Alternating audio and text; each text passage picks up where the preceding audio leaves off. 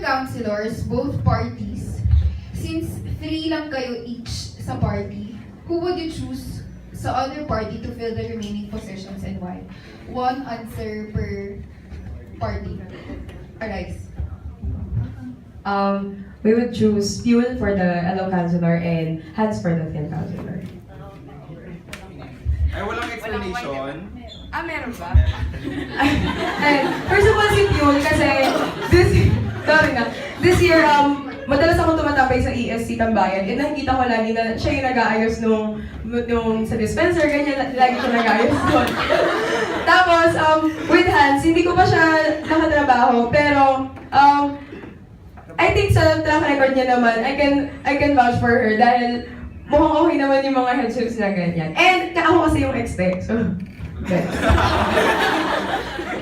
And for us, so yung first si Jared, kasi PR. Aminin natin, kailangan talaga ng PR sa council, di ba? So, si PR, kaya ni Jared mag-handle ng PR at bilang incumbent din siya, so factor din yun. And yung second is si Carlos Fausto kasi may extend na kami, so SA na lang kulang. So si Carlos Fausto.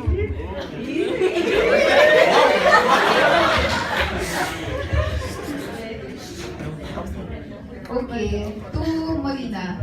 You have a track record of bashing organizations through Twitter. How can you say that the engineering body should vote for you if you do not foster oneness and unity in the college? first of all, I do not believe that I have a track record of bashing engineering organizations. In fact, nung last engineering week, ako yung sumisita dun sa mga GE clubbers na nagbabash sa mga ibang orgs. I believe that yung statement mo is not true. So hindi ko kailangan i-defend yung sarili ko in terms of that. So, the questions I asked here are pre-collected. So,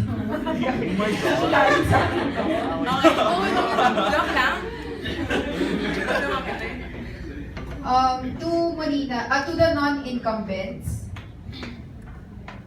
it was proven that having a counselor with no DepRep experience is very difficult to deal with, mainly because they are not aware of the happenings. Please avoid side comments. Because they are not aware of the happenings inside the council beforehand. And that they are not very dependable when it comes to guiding their assigned DEPs. Knowing that, how can you assure us that this will not be the case with you? I believe na yung lack of experience ko sa ESC ay hindi magiging hadlang para maging okay na counselor ako. Kasi for the past 5 years that I've been in engineering, I've been active dun sa Volcor and I've been active sa mga events ng ESC. Also, I've proven my excellent history of leaderships sa UPGE club, sa aking mga mass organizations, and I uphold integrity. So, if ang issue is kung magiging dependable ba ako, yes, magiging dependable ako because that's what UPRIs mold me to be. And number 3, I am driven by my vision, and I think that's good enough para mapush ko yung sarili ko to be the ESC counselor that I can be despite my lack of experience. Hello. So I also think na yung lack of ESC experience is actually not an issue. In fact nga, I really think as the only IE counselor running for the counselor position, so we're ma-utilize yung IE skills and concepts na tutunan namin ng classroom and really apply it to the council para maka-transition ako better. Also, as current Vice President for Leadership and Character Development in UPRIs, meron kaming guiding light system din na ini-implement na na-utilize talaga namin to really guide our members in the different headships and projects na meron kami sa RIs. And also, in UPRIs, as a homegrown UPRIs member, I uphold the core values of life, which is leadership, integrity, vision, excellence, and service. And I'm confident na I have all of those 5 values. Okay, for Jared, assess your performance as the publicity head of NWeek. Ayan. Should I give myself a rating? Okay. If I give myself a rating, UP grading system, I would give myself a 1.25 because I did all the general pops. I did all not really all, but 3 out of 4 sub-event pops for Miss Eng, Smoker, and Tanghalan. And na-manage ko naman lahat ng pages well. Siguro yung lapse ko lang talaga is yung lack of documentation. Kung napansin po ninyo, hindi po na-upload lahat ng documentations, and feel ko for the next time talaga na next engineering week, ma-upload na talaga ng documentations kasi hinahanap din talaga ng mga tao. Yun lang po. Okay, the floor is now open for questions. Jason. Ayan, to the incumbent reps. So you are currently heads of kung ano yung tatakbuhan nyo for ESC. I mean, kunwari sa Triple M, ikaw head ka, di ba? Tapos tayo LO, tapos si Giant PR. Assess yourselves during your term as heads of these committees and how will you be able to improve or parang kung may improve pa, how will you be able to improve your performance as the next councilor?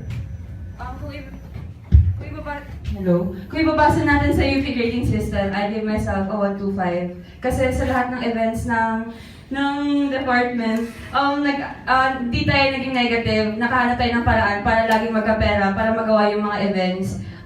Yung naging lapse ko lang siguro is yung sa honesty store. Oo, medyo naging inconsistent siya kasi due to the losses na yung second semester. And parang na-realize natin doon na it's for service lang talaga. Siguro nagkulang tayo sa publicity. Yeah. Ayun, so for me, actually medyo SALO yung committee ko. So with that, I'll still give myself 125 kasi nagabanan ko naman yung mga kaya ko. When it comes to launch needs, very quick to respond. Ako and yung co-heads ko, especially when it comes to an event. Ako personally, friends ko rin yung nasa admin ng Triple M. Actually, kahit si Ate Che, medyo friends sa amin kung ano. So medyo madali na lang if ever maglalakad ng mga LO needs. And with that, siguro more, ano po ba? Hindi ko na. Ako naman, I would rate myself 1.5 kasi I make sure na lahat ng mga kailangang information na ma-disseminate sa check, I disseminate ko lahat yun.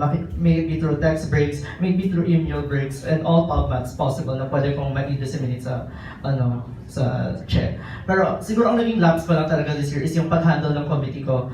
And this is because of the culture natin siguro sa Che na super busy lahat ng mga tao, yung most ng Chesay ko is fourth year, third year, and alam naman natin yung schedules nila ay very heavy talaga. So siguro this time around, when I become your next PR councilor, I would be able to really delegate the tasks as well and manage my committee well. Christian. What ESC major event do you want to head?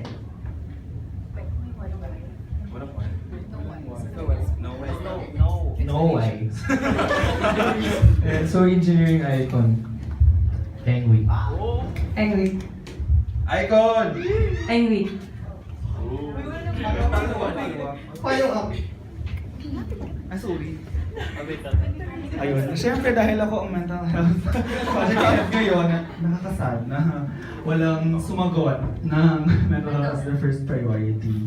So, I'm assuming, sige, wag ko rin assume. So, how will you continue to forward mental health campaigns given na yun na ang first priority nyo ay hindi naman mental health projects?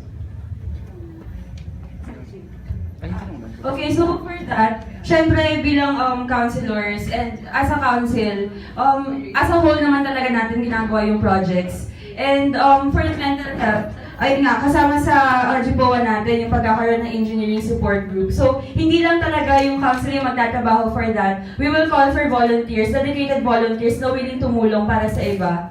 So, ayun, ako na lang. Engineering week yung sinagot ko kasi iniisip ko talaga na for the mental health project, si Nikki Marcelino yung magiging, yung pinaka-magiging leader nun. And kasi ano siya parang di ba yung efforts dun sa mental health, collective efforts siya with the department reps din. And for that project, ang naisip ko talaga, very effective naman yung pagkakaroon ng department caravans. Pero isa sa pinaka naiisip ko na kaya pa natin gawin is ilapit sa engineering students kung saan nga ba yung pwede sila makapag-consult. Kasi there are a lot of people na hindi talaga alam kung saan. Kasi di ba, merong institution dito sa UP and minsan medyo discriminating sila. So yun yung feeling ko na magiging concrete help ng ESC para sa mga students. Ching. For Carlos Fausto, you said a while ago na yung reason behind for your track record for being able to head the SA committee is kasi you have a lot of managing skills. Pero being a part of the SA committee, I can say na managing skills is not one of the most important things na kailangan. So what else can you offer? Bakit ka namin boboto as SA Councilor? Ayun, no, so bilang ni ESC Councilor, siya yung nasa rukrok na nag-handle pa ng mga other committees regarding students. So I think, wala man siya sa track record ko, no? I think all of my friends then can really attest kung gaano ako ka-people person. And I think, ang pinaka-manifestation na rin sa track record ay yung different organizations na meron ako kung saan I can really blend well with different types of people. And it's really one of my passions din talaga to actually be of service to people. Kung saan nga example ng CP Capes, no, na it may be a hard job to really organize a job, pero in the end, yung fulfillment na nakikita ko when I realize na nakapagbigay tayo ng opportunities, internship and jobs sa students, yun talaga yun eh. Yung pagka-people person and yung passion ko for the service to give to others. Okay, last question. In one word, describe your brand of leadership.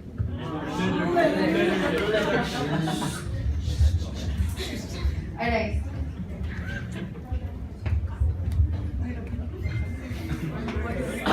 One word, no explanation. People-centered. People-oriented. Nurturing. Lubog. As in lubog sa Dep Reps.